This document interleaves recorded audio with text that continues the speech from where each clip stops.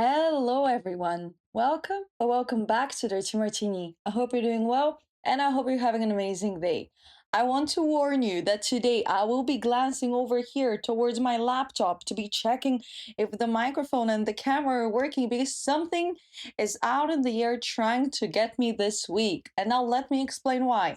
I just spent 30 minutes. Yes, as you can hear, my voice is gone, which is very nice considering that a podcast is based on me talking. And we will go as long as my throat allows me, as long as my voice allows me, because it's been happening for a few days that out of nowhere I just lose my voice and then I just am in so much pain, which is so fun considering that it's summer and me catching a cold and me losing my voice is the most amazing thing that can happen. But also, something has been going on, and my microphone could not be connected to my video recording software. And then I connected it finally, and I couldn't. Jesus Christ, my voice. I'm so sorry, guys.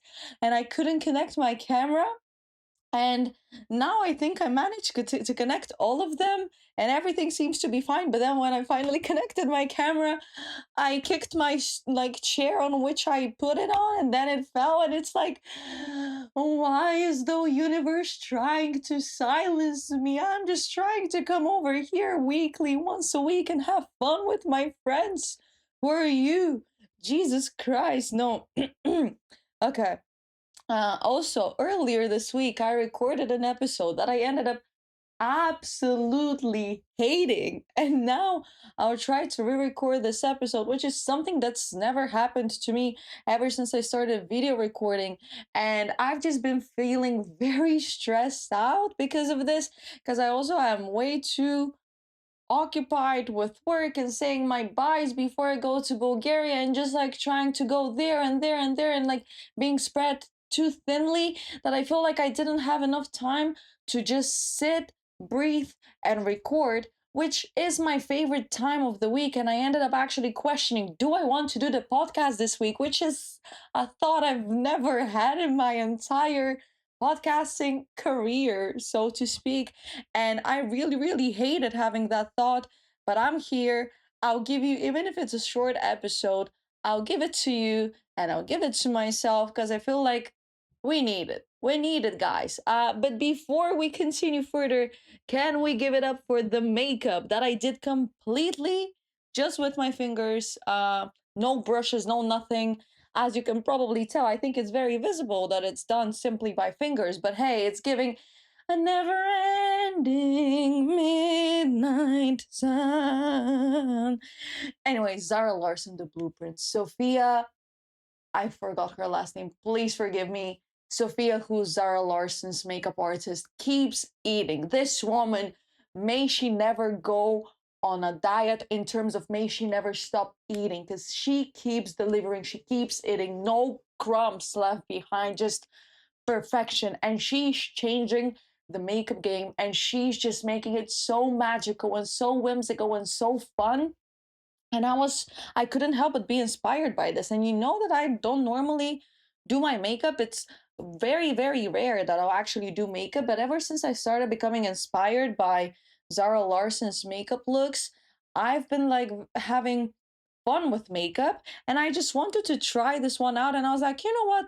Let me record with this look because what's the worst that could happen? Someone bullies me and tells me, "Oh, this is smudged and like the whatever is not correct." I did this in like 7 minutes. Give me a break. Give me a break considering that I don't do makeup. But I'm kind of feeling myself. Like I do like how it turned out overall. And I never thought I would be a yellow girly because I think I myself am way too pale. Way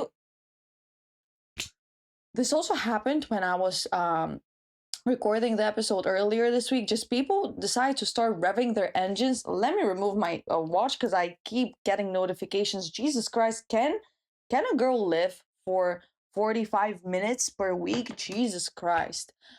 Yeah, what was I saying? Yeah, just something has been going on this week. I'm just not mentally here.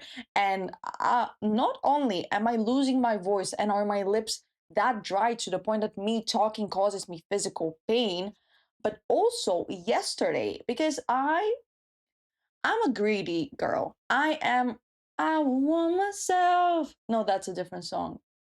Na, na, na, na, na.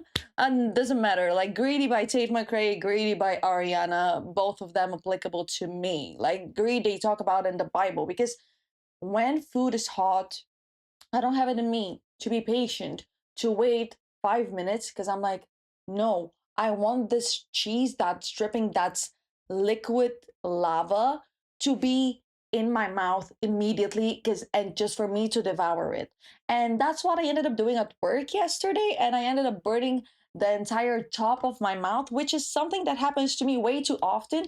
And you would think that at this point, knowing how much pain it causes me and having to shed the top of my mouth multiple times a month because of burns and my the top of my mouth being covered in burn scars, literally confirmed by my dentist, that this would make me, you know, take a step back, like entertain myself for 5 minutes while my food cools down so that I can enjoy it without causing myself physical harm. But no, because I am greedy and I would want myself. I would want myself. Yes, that is the song. If I don't get greedy, whatever. That's not the lyrics. Doesn't matter. Tate McRae, shout out to you. Shout out to you. Um. So now, not only am I losing my voice, not only are my lips hurting as I speak, but also the top of my mouth is shedding, and it's in so much pain, and it's so tender, and it's like maybe I shouldn't be recording, but still I proceed because I want to talk with you, I want to talk to you, and here we are. This morning I woke up rather in a panic, and that had not necessarily a lot to do with the stories that my friend was telling me about his lucid dreams yesterday that really, really freaked me out. Let's just say I don't know if I'll ever be able to watch How I Met Your Mother, and I'll just leave it at that. You figure out the rest. But yeah, he was telling me his stories, and I was a bit scared to go to bed. And then I woke up in a panic because, ladies and gentlemen, I hear the pigeons. And you know how a few weeks ago I was complaining about the wasps, and I was like, give me back the pigeons? Can I actually not have any animals and any pests on my balcony? Can my balcony be mine? Can I use my balcony without it being life threatening in terms of wasps or any other insects that could kill me, or without the possibility of me being shot on by pigeons or any other type of bird? And when I tell you, I've never gotten out of bed that fast. I was immediately like, I was in the like I was doing military service, and like you hear the trumpet and you're up and you're like but like I got up and had to get rid of those pigeons. And the thing is, okay, I have empathy for pigeons. I really, really do. I think their story, their history, their evolution is quite sad because they were like, wild animals. And then people decided to domesticate them and use them for food and use them as messengers and just like, I don't know, like people turned them into pets. And because of this continuous use and domestication of um, pigeons, they lost their natural instincts. And now, pigeons, current pigeons are feral pigeons, which means that they are descendants of domesticated wild animals. And technically, what this means is that they've lost their natural instincts in terms of acquiring food, because now that's why pigeons are in cities, because they became over reliant on humans for food, for shelter, and that's why pigeons also cannot nest. If you've never seen a pigeon nest, just imagine three twigs that are put in a triangle. This is what a pigeon nest looks like, and I'm sure the other birds are making fun of pigeons for the type of nests that they nest. But at the same time, it is not pigeons' fault, it is humans' fault. And I do feel bad for them because they were such like good servants of people until people needed them, and then people were like, you know what, I don't need you anymore.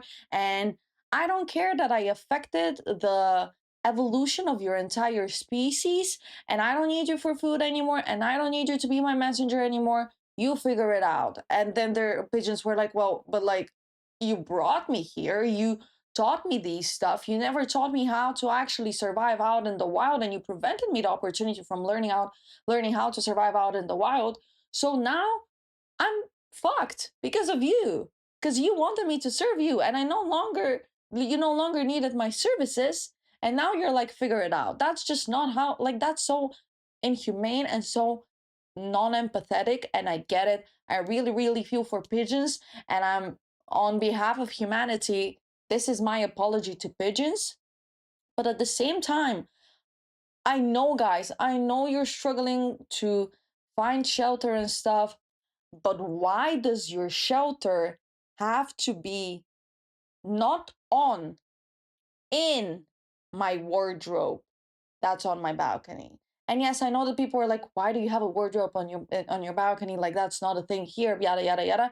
First of all, like, we always had storage space in our terraces and on the balcony of where I grew up in. So to me, it's not a weird concept. But also, my room is a shoebox. I don't have any storage space.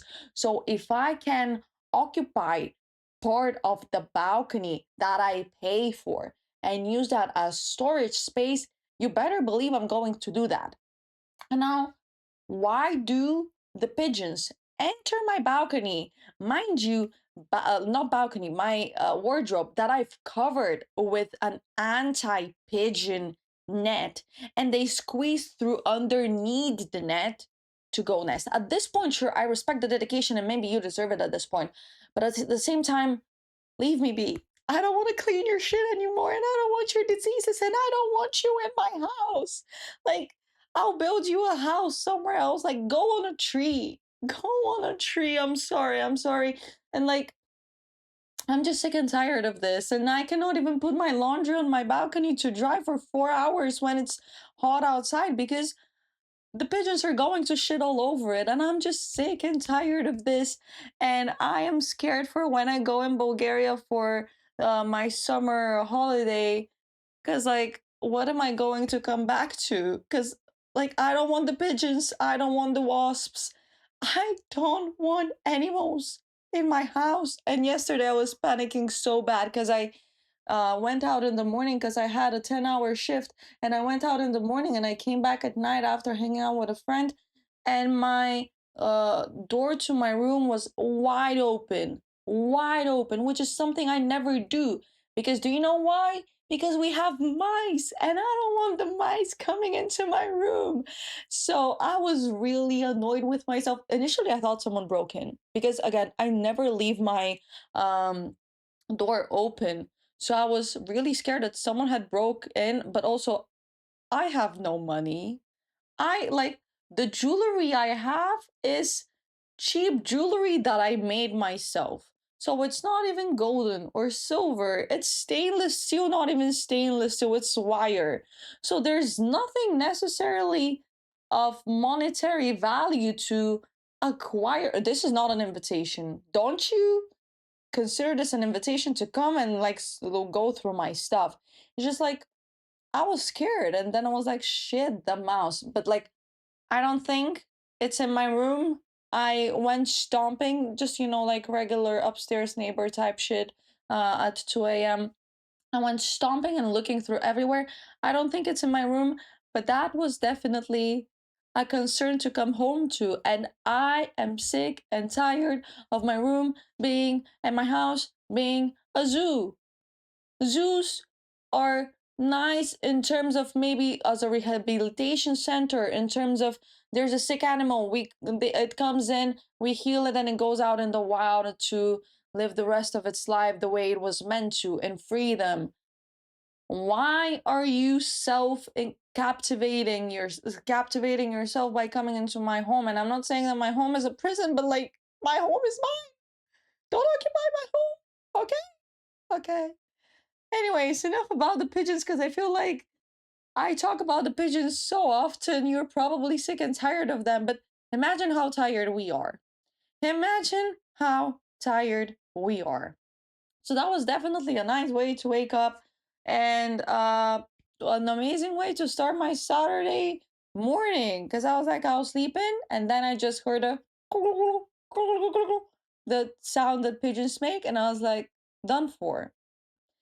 But anyways, I'm really scared that I'm catching a cold in the summer, because having a cold in the summer is the worst timing of having a cold throughout the entire year, because you should be out having fun, enjoying life. Although, now, to be honest, to be completely transparent with you, the weather the past 2 days has been quite shit in terms of it's been raining and stuff. And it's like, well, that's it. Maybe like the 3 days of sun that we had were enough for the Netherlands, but not enough for me. Um, but basically, it's really weird now to figure out. I don't know if you have this as well, to figure out how to dress in the summer. Because in the morning, because I wake up early in the morning to go to work, or because I had a few things that I would love to talk to you about in a different episode, but I had to wake up quite a few days a week early in the morning. In terms of, and early, I mean like 6, 7, 8. If one of you did the 6, 7 thing, I'm incredibly disappointed in you. Go sit in a corner and think about the year that you were born in. And if it's earlier than 2010, actually 2010 or 16 now. So if it's earlier than 2019, you shouldn't be doing the 6, 7 thing. Okay, okay. Yeah, this is like a trend I never got on, and I don't think I ever will, because it's like one of the no, Skibidi was the first time I felt like I was ancient, and then things just kept on proceeding. And I wonder if this is how um my parents felt when I would just talk to them about, I don't know, like Hannah Montana and H2O, because it's like, girl, what are you on about? What are you on about? But at least I'm not like, 6, 7, 6, 7. Jesus Christ.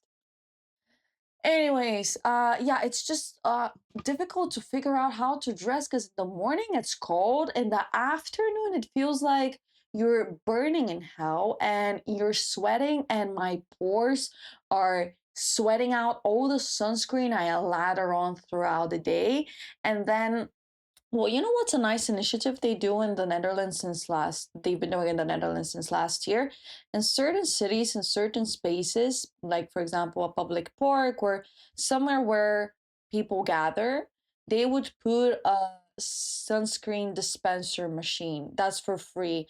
And it's by like a health insurer, and you can go and put on sunscreen, because apparently 1 in 5 people in the Netherlands have skin cancer, and they're trying to prevent that by getting people to use sunscreen, which I think is an amazing initiative. And it's really, really cool, because, like, oh, I just hit my microphone. I'm so sorry if like that caused you any pain in the ears. Because, like, sunscreen is expensive. Sunscreen is very, very expensive. And by making it affordable and attainable for people, sure, not everywhere, not everyone, because it's so limited, but that's definitely a step towards progress. And we love when people were taking into the equation of society. Um, don't we all? Um, but yeah, so like morning it's cold and you need a jacket, then afternoon you're boiling hot and you just want to strip down your skin, because also, like, I feel like the architecture here is not necessarily made for that type of heat. But also global warming, enjoy this summer, because it's going to be the coldest of the rest of your life. um and there's no ACs. The isolation of homes is simply not existing, to the point that, like, people, like, for example, now you see why I have the curtains down. I don't know if you can see it, because if, like, I mean, not that the sun is out today, but like if even a light gets inside, it's like a furnace. And it was really, really tough during the heat wave, because I come from a country where it's hot. In Bulgaria, in August, sometimes it gets up to 40 degrees. It's sometimes past 40 degrees. Um, yes, sure, where I grew up in, we're a bit protected by the mountains, but it still gets very hot. And I we had AC in my home, but we were never too big on using AC, but also like isolation there is a bit different than isolation here, meaning that there it exists. So your house can still stay cool even when it's warm outside. And especially the old communist living buildings. Once you go inside in summer, the hallway, the staircase is so cool. Yes, it smells like mold, but it's cool and it's nice. Um, and I thought I would be able to handle the heat wave here, considering that heat wave here meant 33 degrees, which is an average day in July in Bulgaria. Um, but bro, that was so difficult. I don't know if it was because of the humidity, because of the stale air, and not a single whisper of wind, but I woke up in the middle of the night choking because I did not have enough air. It felt like the oxygen was gone from the air, and no cross, what's the thing? Like when you open this door and that door to get a cross current ish, uh the cross ventilation or whatever, to create a current to get into your home, like a fresher air. Nothing was helping. Nothing was helping. I went outside on my balcony in the middle of the night, gasping for air. I started panicking. I had an anxiety attack. I was like, there is no air, and this is how I'll go. I am literally about to die, and I was spraying water on me. Nothing was helping. It was just like the air was heavy and it just refused to reach my lungs. And it was disgusting. I really thought I'm a goner. And I just started thinking, like, for those few minutes, I was like, was it really worth it to come here to the Netherlands to study just so I could die in such a disgusting way? And like, what a ridiculous way to die, like suffocate because of a heat wave. And I'm not saying that it's ridiculous. Like, I know that the heat waves can be deadly. And if you are hearing this as someone who's lost someone during a heat wave, I did not mean it as an insensitive way, but it's just like, that's unavoidable in a sense way if like there's an AC or any cross like source of ventilation. If you stay outside inside protected, again, I know that this is like oversimplified and like it's way more complicated than I explain it, but I really was like, I don't want to die like this, and I was convinced that I was going to die. And I would prefer the 40 degrees in Bulgaria than the 30 degrees in the Netherlands, because that was something else. But yeah, so you get sun in the afternoon, and then in the evening, there's a bit of a chilly breeze happening because, canals and shit, like country actually being underwater and them digging it out to create more land. So it can get chilly, especially where I live. And it's like, figure it out. But I just hate, this is my biggest overstimulation factor, carrying a jacket in the summer because I'll need it later. Because normally back home, I would just put it in my car because I would have to go everywhere by car. But here, your girl walks. I walk everywhere. That's why I have this, guys. That's why my knee is where it's at, because I walk everywhere. I walk 30,000 steps a day. I don't have a bike. Don't ask me about why I don't have a bike. I just never got one. And I feel like now it's not too late, but I just don't want to get a bike because I biked recently and I hate biking here. Biking for me is a type of sport activity. It's not a means of transport. Although when I was younger, I used it as a means of transport. And I know you would be like, oh, but you couldn't be in a more accommodating country to bike and like it's safe and yada yada. People here bike um like erratically. And I'm more terrified of bikes than I am of cars, especially fat bikes. In my humble opinion, fat bikes should be forbidden by law, and especially no teenager should be driving a fat bike. This my two biggest fears when I'm out on the street is a group of teenage guys that I need to walk past or in between, and teenagers on fat bikes. That is, I'm like always just like, oh Jesus Christ, please help me, because no, no, like that's too much for me to deal with. Um, but yeah, I just don't want to get a bike, so I have to walk everywhere or like use public transport, which still requires some walking to get places, and I hate carrying a jacket in summer because I'm going to need it in 5 hours. Like at this point, I feel like I'd rather just freeze, and that should be okay. But as I'm talking about these stuff, please don't consider me a summer hater.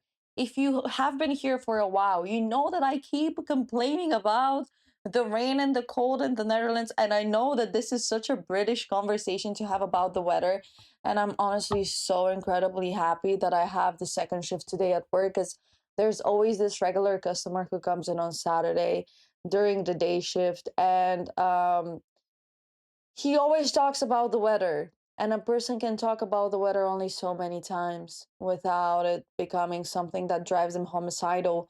Like, I'm sick and tired of the weather conversations, but please don't perceive this as me hating on summer. Summer, I love summer. Summer is peak. And what really, really pains me is that it's almost the end of July.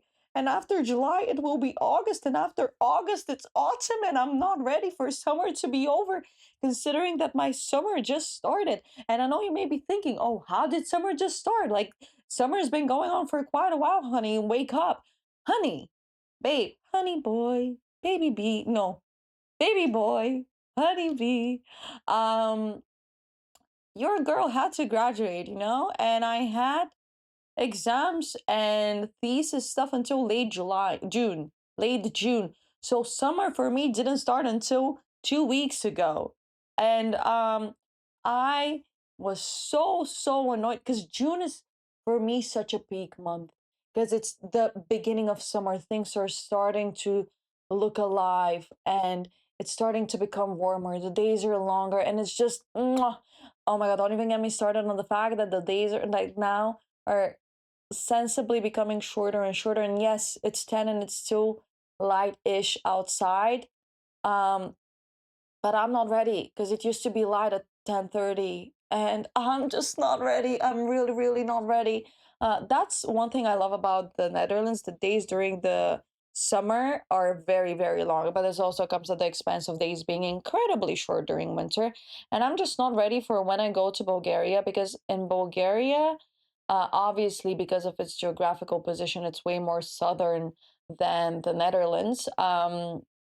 The days are already way shorter, and I'm not ready to go from it becoming dark at 10:30 for to it becoming dark at 9 or 9:30. I'm not ready for such an abrupt and big change, so I'm trying to enjoy it as much as I can. But I what I hated was last week when I did the LVMH course. I did it on literally last Saturday. And last Saturday was such beautiful weather, and it was my day off. And I was like, I want to go out and just live and experience life and exist outside in the sun and touch grass and collect vitamin D and feel the sun on my skin and just a never ending midnight sun. Um, and I couldn't do that because I had to finish the LVMH course. And don't get me wrong, I actually really, really enjoyed the LVMH course. And it, like, who set that system up that I had to finish it in one day, even though I basically, LVMH course, let me take a step back. LVMH course, what is LVMH? LVMH is, I apologize for my pronunciation, but I'm not French, but it's Louis Vuitton, Moet, and Hennessy. And they are an umbrella company that has so many maisons. which is like different houses, different brands that are under the umbrella of LVMH, and all of them are luxury brands. And this company created an online platform with courses where you can gain insights into the way they do their business in terms of, let's say, their marketing, their sustainability, their branding, their production, and yada, yada, yada, yada. And you can do that course twice a year. You can pick between, I believe it was three different tracks with three different possibilities of specialization, and you can only pick one track, one specialization at a time from the three. And then the next time around, like I believe it's April and September when you enroll. Enrollment is completely free. By the way, as I'm talking about this, I just want you to know that nobody is paying me to promote this course. This is completely and solely based on my opinion and my experience with the platform and the course. LVMH don't know about my existence. They don't know that I'm doing this. I just thought it might be interesting to share with you because this is an attainable way to get insight into how business is done in some of the largest and most profitable B2B and B2C companies in the world. And because there are so many companies that fall under LVMH. And basically, it's this course that you can enroll for. It's completely free, and you get lectures, online lectures that are recorded, and you can follow at your own pace. And then after the lectures, you complete an examination, and at the end, you have a final examination, and you obtain a certification that you've completed their course. And you can put that on your LinkedIn and be like, I'm so incredibly proud to share with my network. Hello, network. I'm incredibly proud to share with you that I have completed the LVMH course and obtained the certification in their track of branding and marketing and yada yada, in which I gained insightful and valuable information into how the luxury market operates and stuff like these. Um, and basically, uh, I honestly, if you are someone who's interested in the luxury market or just in general in branding and marketing and would like to see how companies actually apply them, I would highly recommend you explore these courses because I think they were very insightful yet to the point. A lot of them covered surface level information, which for me was sufficient considering that I already have education in the fields of media and marketing. So it was nothing particularly new for me.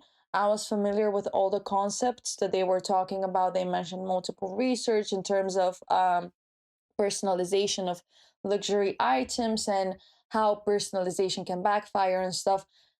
All of these stuff are things I have studied in my education, which on the one hand, I'm like, oh, it's nice to see that what I'm actually studying is applicable. But at the same time, I'm like, well, I paid thousands of euros and invested so many years to be able to learn that. And you're telling me that I could have just done an LVMH course for free and completed that in 2 days. But you basically start with these courses in, I want to say, May, and you have until July to complete them.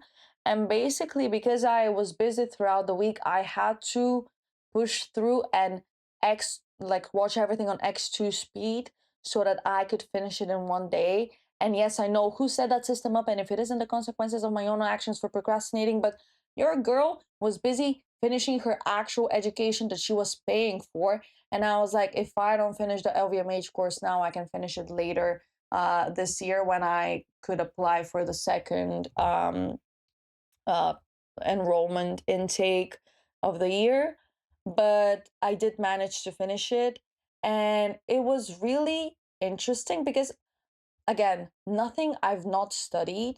But it's interesting to see because in my degree, we focused mainly on the theoretical part. because I study in a research university.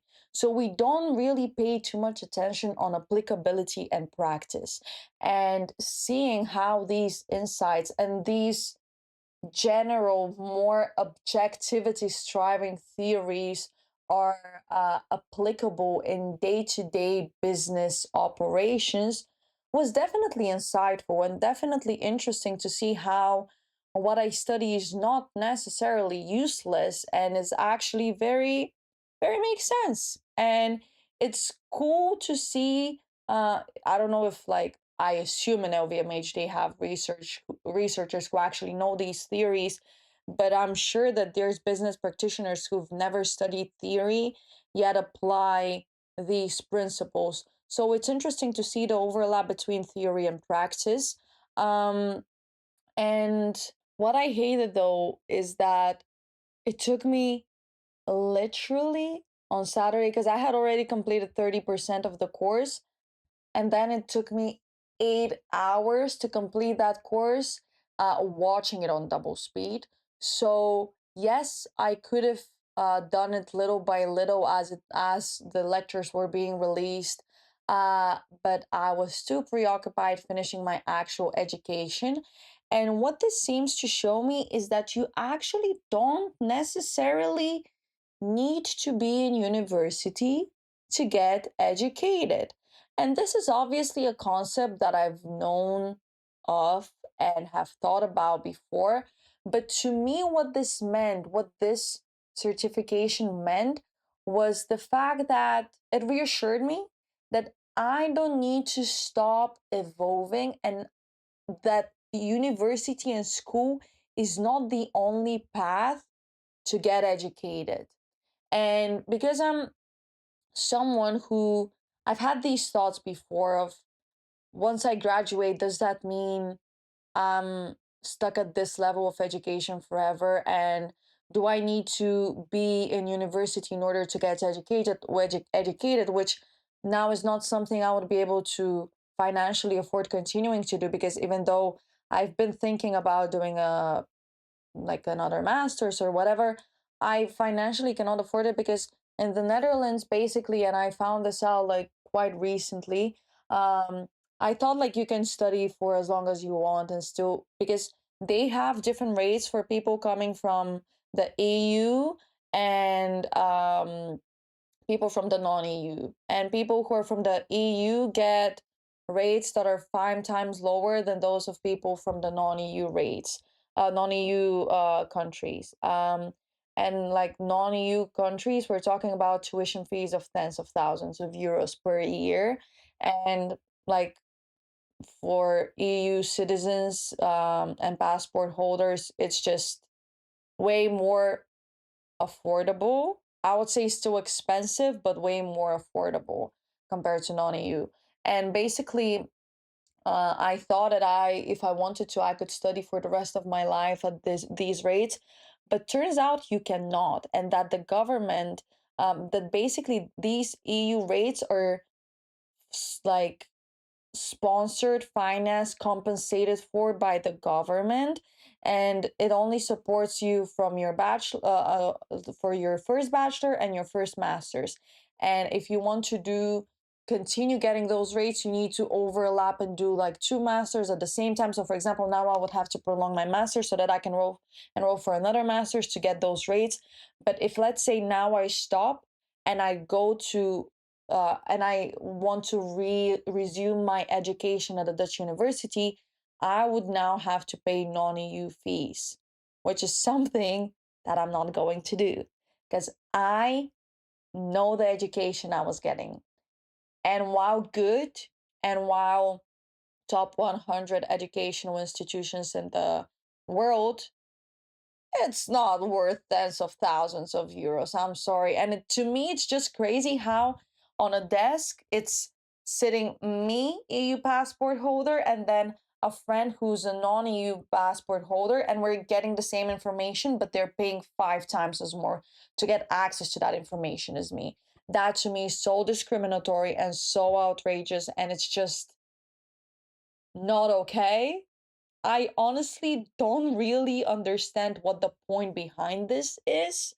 Um, and because of this, also, I just ended up being lucky in terms of being born in a country, because when I was born, Bulgaria was not part of the EU.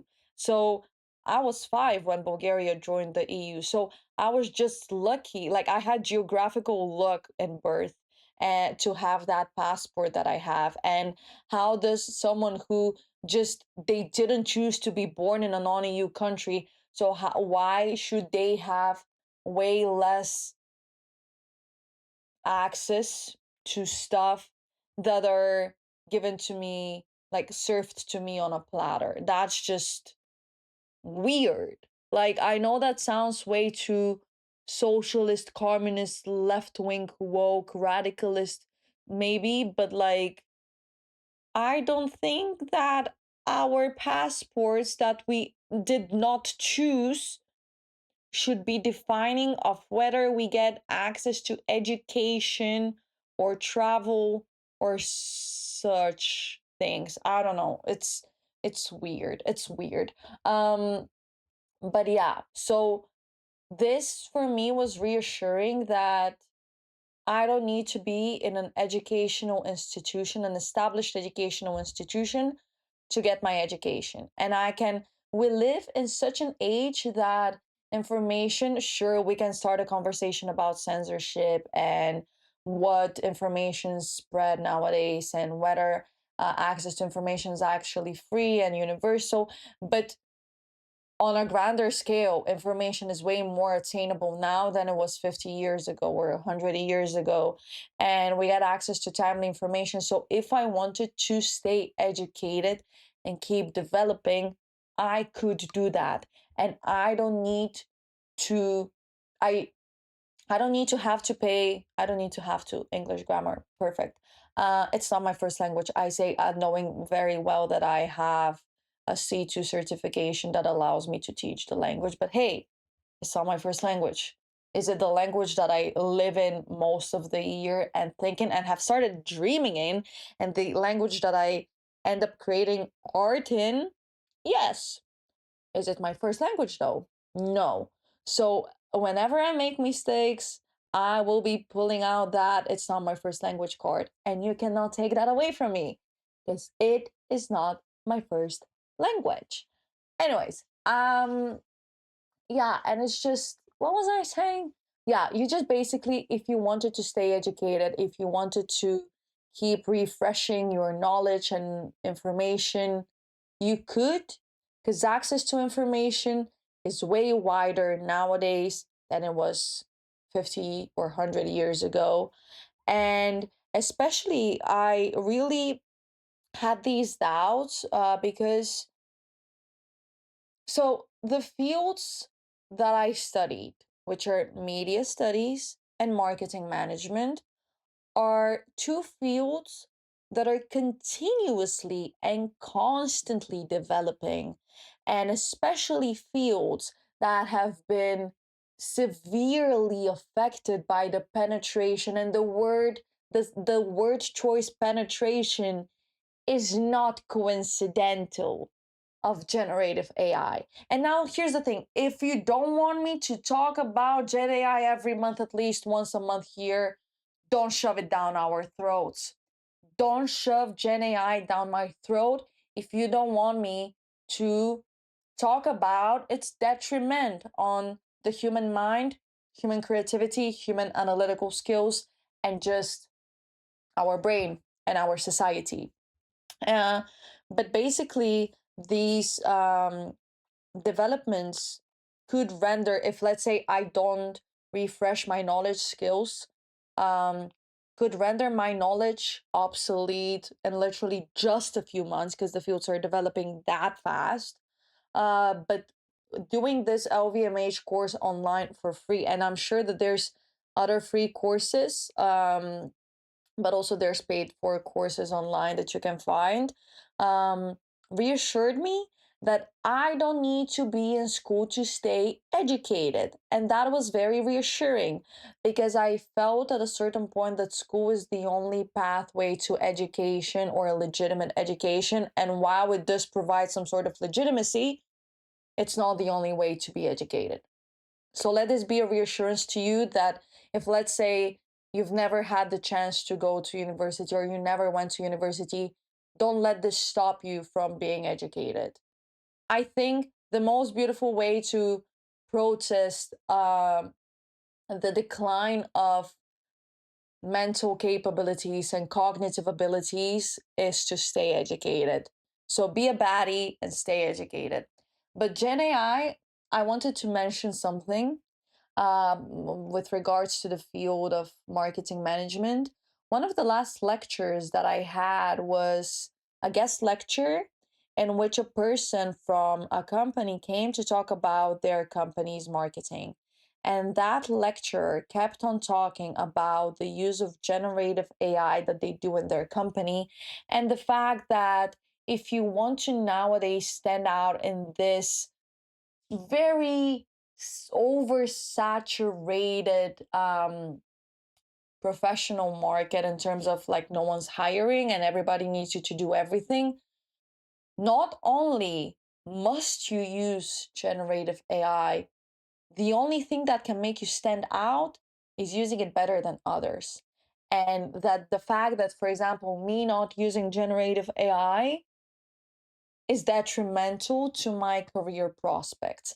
And to that I say, I'm not going to be obscene. You know what? To that I say, if you shove it so much down our throats and you want me to be everything and anything all at once and just spread myself too thinly, because now with Gen AI, I'm not just data analyst. I'm also like a marketeer, an R&D development team member. I'm also a brand manager, like account manager, everything. There is no separation of roles anymore, and you need to be everything all at the same time. It literally is making me choke up because it's like so incredibly sad, because it eradicates human roles, it eradicates human importance in the, because now what was done by 5 people can be done by one person in Gen AI. And sure, companies that keep prioritizing efficiency are going to prioritize the use of Gen AI and they're going to demand it. But I say, if, because I don't want to go against my principles, and I know that if, let's say, I apply for a company and they're going to require me to use Gen AI, that's going to go against who I am. And again, I have used it before. I've used it before I educated myself on what its consequences on my brain as an individual, but also on our society as a collective would be. And once I educated myself, I stopped using it. That was a personal choice. I want to say I'm not judging you if you're using it, but I'm kind of judging you. Maybe I won't judge you outwardly, but I'll definitely think it. And I'm not thinking that I'm holier than thou for you not using it. But I would think that you're like, come on, bro, it's not that difficult. Like people have been doing it for thousands of years and you can do it too. Because what the fuck do you mean you use ChatGPT to write an email?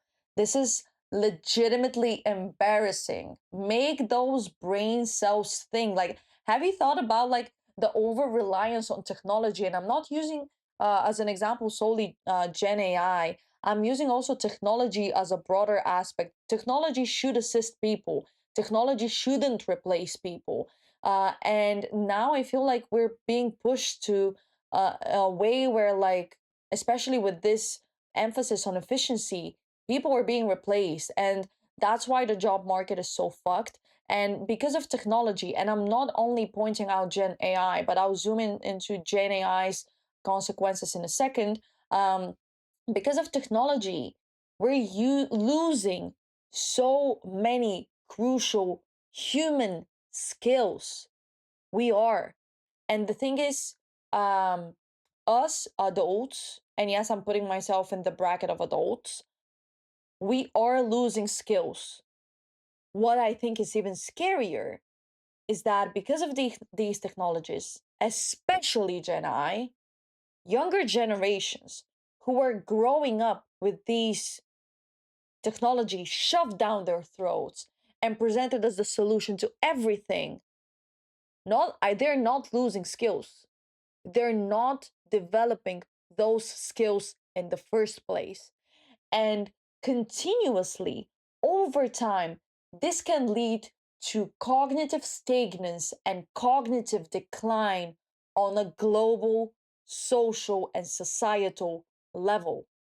And that's just going to be hell.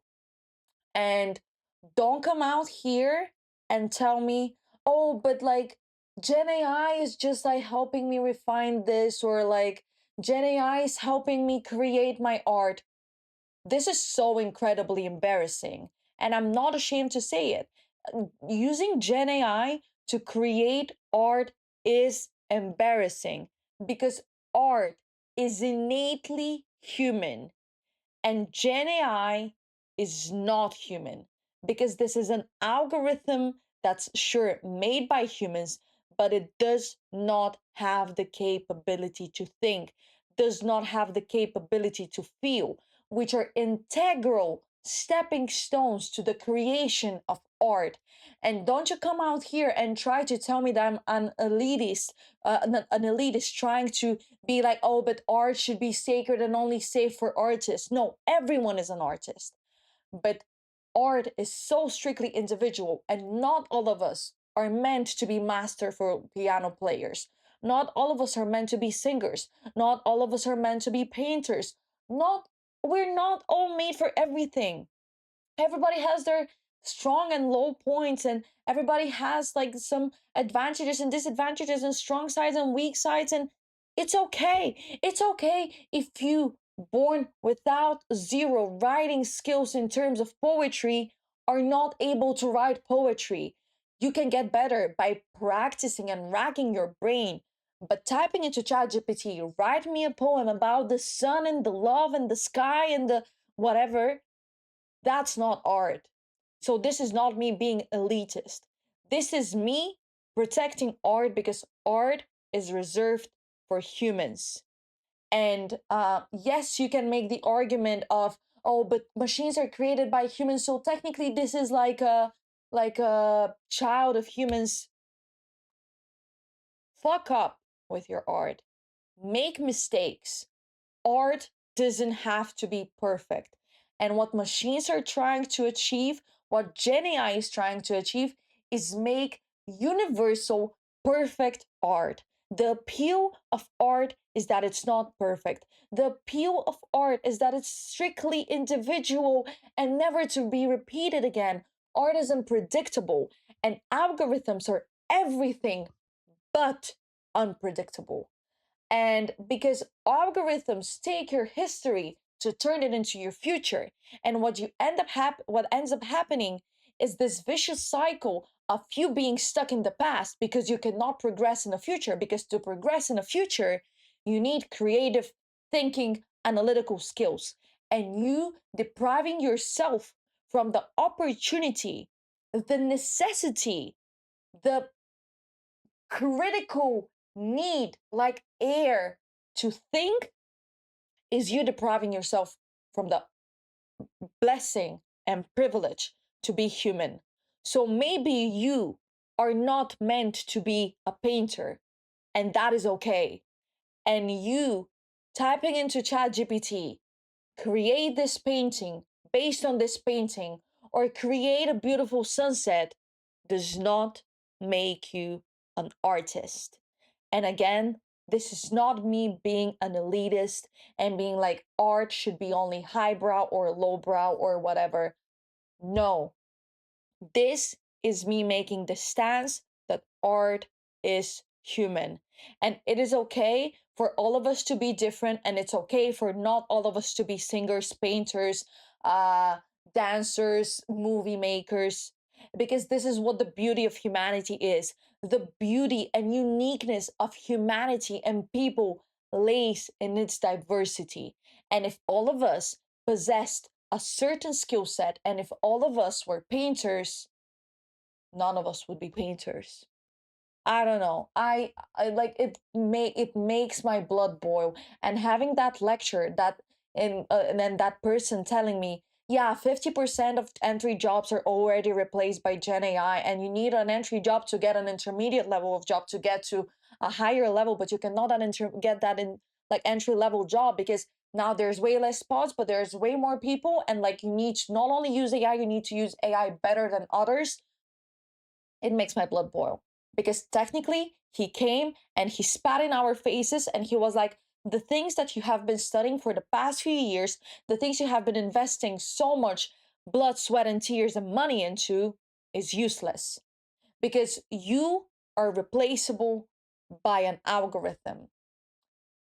Humans can never be replaced, and human touch is necessary. And the fact that we're letting inhumane things be shoved down our throats and just accepting it at face value and being like, oh, that's so fun because I can be whatever I want without the necessary struggles that require you to become better. This is so incredibly sad. Read the story about the Tower of Babylon. This is what we're doing right now, and we're just going to lead like ourselves into a total social self annihilation, because it is through the fuck ups that we learn, it is through the mistakes that we become better, it is through errors that we improve. And because of this eradication of mistakes, we're doomed. I'll just leave it at that, because I'm making my own blood boil. I also need to get to work. um, let AI clean my dishes while I do my art. Don't have AI do my art while I have to clean my dishes. Okay? Okay. With that being said, thank you so much for listening to this episode. I hope you enjoyed it, and I hope to see you in the next one. But until then, stay hydrated, wear sunscreen, and don't support genocide. Bye.